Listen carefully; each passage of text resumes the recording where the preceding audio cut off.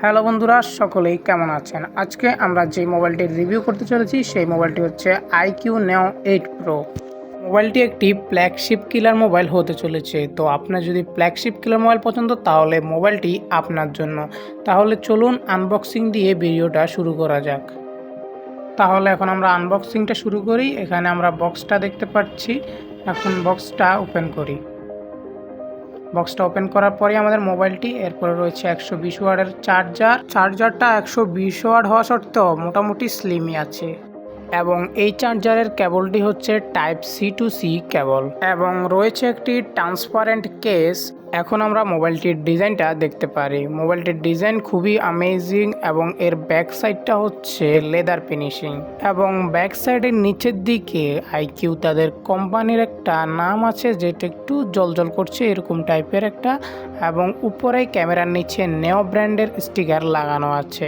মোবাইলটির কালারটা একটু অরেঞ্জ দেখালেও এটি হচ্ছে রেড এবং অরেঞ্জের কম্বিনেশন কালার এবং মোবাইলটির ফ্রেমটি হচ্ছে প্লাস্টিক ফ্রেম দিয়ে তৈরি এবং এই মোবাইলের সাইড ফ্রেমটা তারা কিছু একটু চিকন করার চেষ্টা করেছে। কিন্তু আরেকটি অ্যামেজিং কথা হলো এর মধ্যে রয়েছে 6.78 অ্যামোলেড ডিসপ্লে এবং হাই রেজলিউশনের সাথে 144 হার্টজের রিফ্রেশ রেট। ডিসপ্লের লুকের কথা বলতে গেলে ডিসপ্লের লুকটা ঠিকঠাকই আছে, সাইডের ন্যারো করা হয়েছে এবং এর পাঞ্চুয়াল ক্যামেরাও ব্যবহার করা হয়েছে। সেলফি ক্যামেরাটা পাঞ্চুয়াল ক্যামেরা ব্যবহার করা হয়েছে, এই জন্য ডিসপ্লেটা মোটামুটি একদম ঠিকই আছে। সাইড থেকে সব দিক থেকে দেখতে গেলে ঠিকই আছে এবং এর মাঝে প্রসেসর হিসেবে ব্যবহার করা হয়েছে ডায়মেনসিটি 92000 প্লাস 4nm এর পাওয়ারফুল প্রসেসর। এখন মোবাইলটির গেমিং পারফরমেন্সের কথা বলতে গেলে মোবাইলটির গেমিং পারফরমেন্স মোটামুটিভাবে ঠিকই আছে। হাই FPS-এ খেলা যাচ্ছে এবং এর গেমিং পারফরমেন্স খুবই ভালো আসছে এবং এতে ব্যবহার করা হয়েছে 5000 mAh এর ব্যাটারি। মোবাইলটিতে ডুয়েল ক্যামেরা সেটআপ ব্যবহার করা হয়েছে। এর মেইন ক্যামেরাটি হচ্ছে 50 মেগাপিক্সেলের এবং এতে সনি IMX এর 866V সেন্সর ব্যবহার করা হয়েছে এবং সেকেন্ড ক্যামেরাটি হচ্ছে 8 মেগাপিক্সেলের আলট্রা ওয়াইড ক্যামেরা এবং সেলফি ক্যামেরা হচ্ছে 16 মেগাপিক্সেলের। এখন আমি কিছু ফটো স্যাম্পল দিতেছি যা এই মোবাইল দিয়ে উঠানো, তো আপনারা দেখে নিতে পারেন।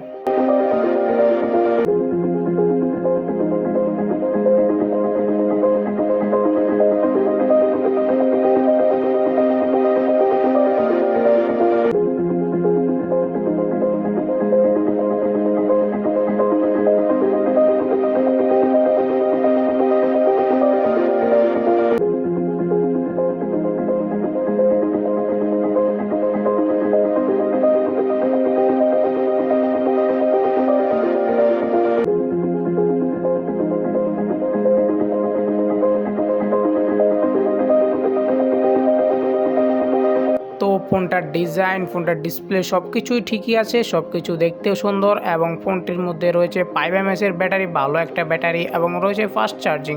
তো আপনার কি মনে হয়, আপনার কি মতামত এই মোবাইলটির ব্যাপারে? তবে মোবাইলটি এখনও বাংলাদেশে লঞ্চ হয়নি, এটি চায়না বাজারে পাওয়া যায়, তবে বাংলাদেশের মধ্যেও আপনি পেতে পারেন আনঅফিসিয়ালভাবে। এটি এখন বাংলাদেশে আনঅফিসিয়ালভাবে 55,000 টাকার মধ্যে পাওয়া যাচ্ছে। ভিডিওটি ভালো লাগলে একটি লাইক, কমেন্ট, শেয়ার করুন এবং সাবস্ক্রাইব করতে ভুলবেন না। দেখা হবে পরের ভিডিওতে।